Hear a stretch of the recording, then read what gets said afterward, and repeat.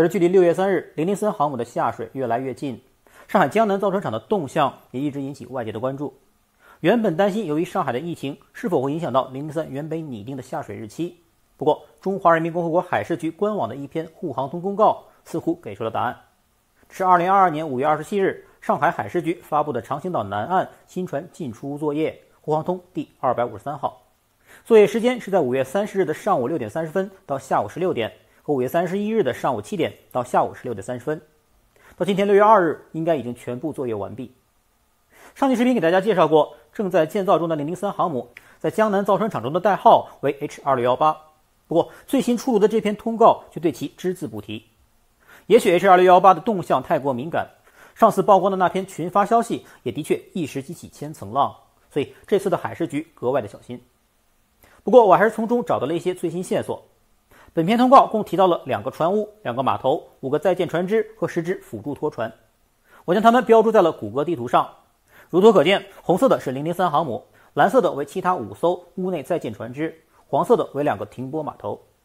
由于谷歌地图并不是实时卫星图像，所以这边标注的只是位置信息，并不表示地图中的这些船舰今天一定还在。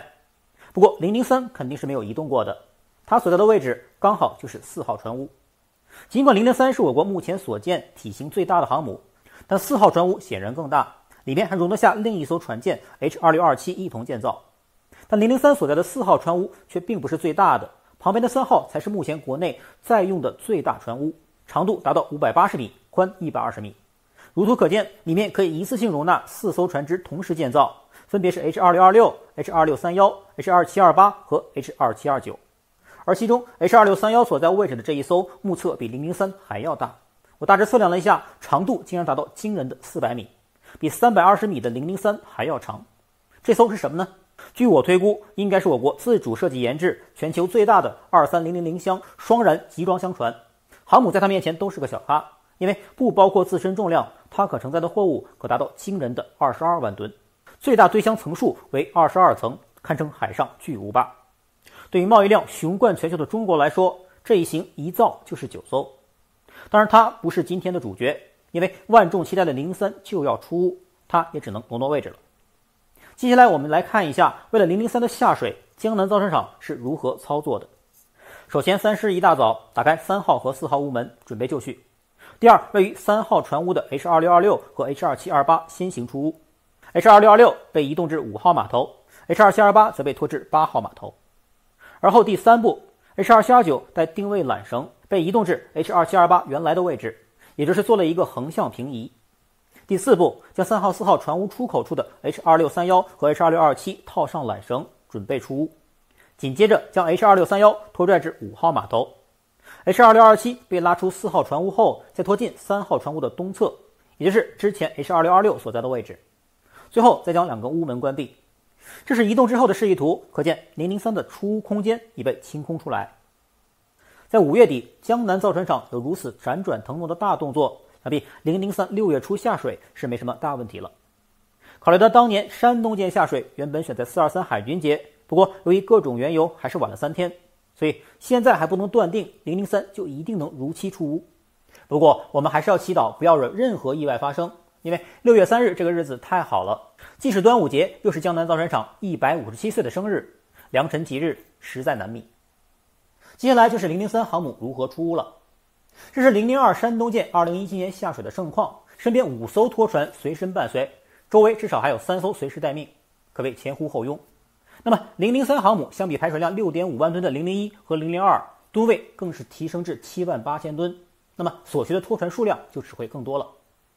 如视频可见，拖船的船身很小，但功率很大，其自身并不搭载货物或乘客，船上包括各种的拖钩、拖柱和系缆绞车等设施。拖船还有细分，比如海洋拖船、内河拖船和港座拖船。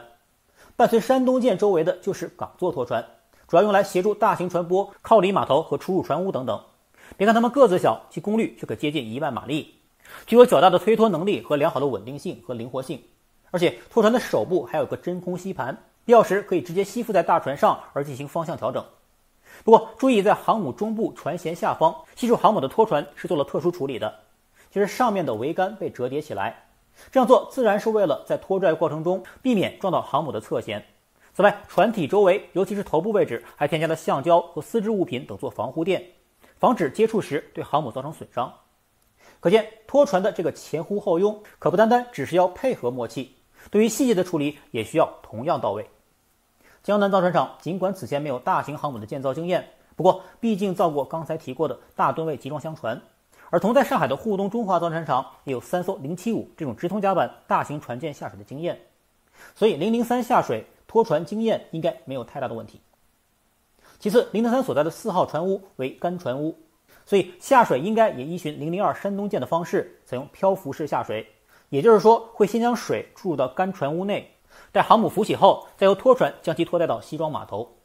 不过，这种向干船坞注水对于当天的安全水深有很高的要求。当安全吃水和可用水深满足一定标准后，大型船舶的下水才能安全。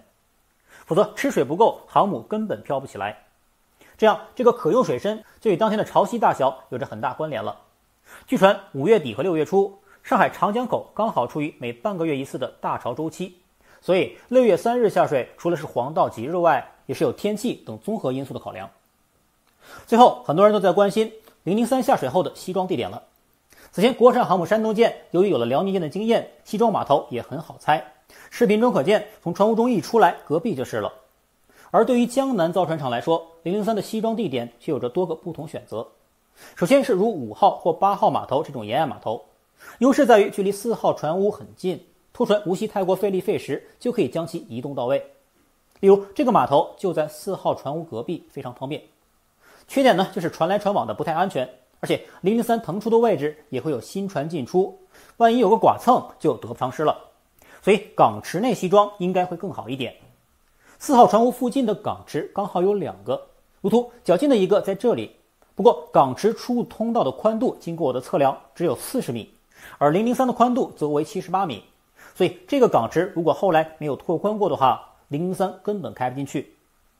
另一个呢，就是位于8号码头的东侧，这边有一个新建港池，这个宽度就足够了，达到了205米。尽管是半封闭的状态，但相比其他的沿岸码头还是要风平浪静许多，进行大型船舰的西装就再合适不过了。当然它的距离4号船坞也最远。如果最终003真的选择了这里，那么从出坞到最终停泊将会比山东舰消耗更长的时间。但这又何尝不是军迷们的又一次眼福呢？这也是下水当日关注的另一个焦点。6月3日马上就到了，最终究竟如何，我们一同拭目以待吧。